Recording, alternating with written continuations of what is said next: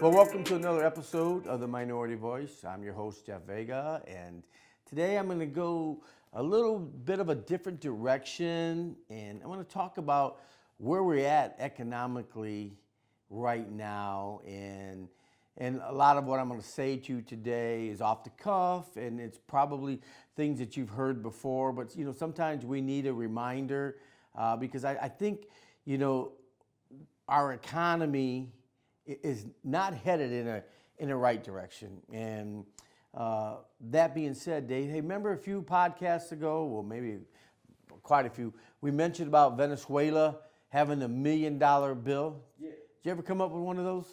No, I couldn't find one to order online. Okay, well, we need to find one because I want to get one and have it on my podcast so I can show everybody I'm a millionaire. Not that it'd be worth, I think it said it was worth 8 cents, something like that.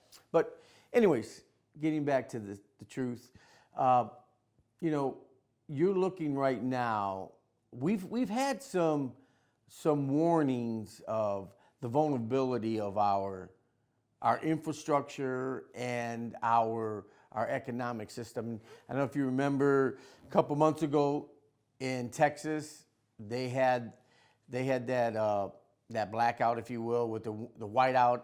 And Texas is one of those states that have green energy, windmills, solar panels. And when that, and I think, if I'm not mistaken, 26% of their energy, their primary energy, comes from green energy, windmills and solar panels. And when that whiteout hit, it crippled the whole state because it overloaded all their systems. And as a result, you remember hearing all the issues that they've had, the damage and the economic plight that they end up being in, not to mention, in the middle of winter, freezing, not having heat and all that. Well, last week, what happened with the hackers? They came in and they shut down a pipeline.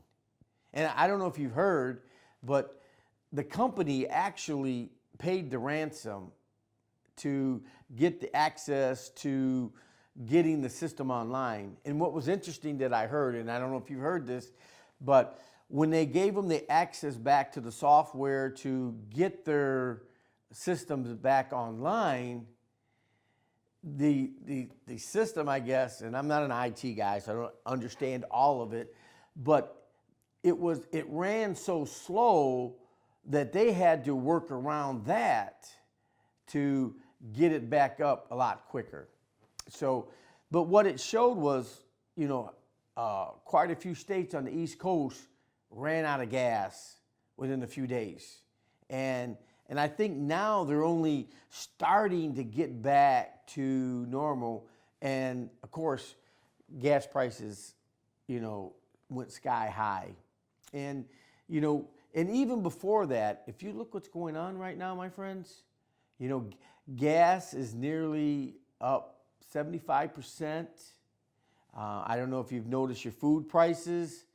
They're starting to escalate. I was talking to friends of mine that own a restaurant, and some of the meat products have jumped 50%. Well, actually 100%. And now they're faced with, having to raise their rates on their food. Meanwhile, they're still not allowed to be at 100% because of COVID. And so they're struggling. And you think about it. Yeah, and I mentioned this before, just the gas alone, what it's doing to your economic household. If you're spending, you're buying an extra tank of gas a week because of the increase in price, multiply that over 52 weeks. What does that do to you economically? And when you look at the price of food going up, and now because of the unemployment, nobody wants to go back to work. So goods and products are not being made as fast enough as they're being consumed. Now what you're going to have a shortage. And you remember last year when COVID first hit, we had a run on toilet paper. Now think about that.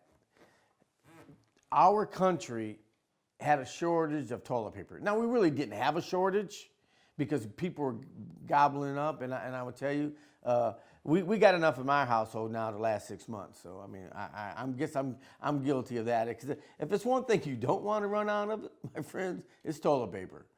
So, but all that being set aside, I'm only sharing this stuff with you because, you know, we really need to begin to take a look at where we at economically and position ourselves for a crash potentially in the market. And I mean, I don't know, I'm no financial analyst, but you know, it's not difficult to see that, you know, things are a little bit shaky right now.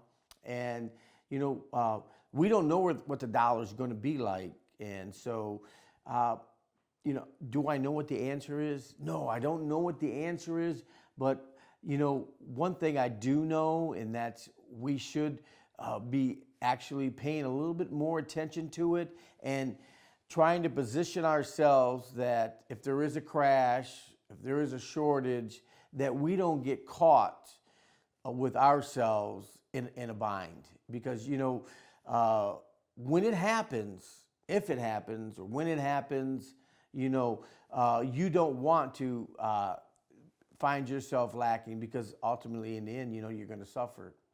And as I said, I don't know what the answer is, but I want to sound the alarm, if you will, to everyone, just to, you know, pay attention. Don't let this opportunity slip by you and get caught shorthanded. And until next time, Joshua 24:15.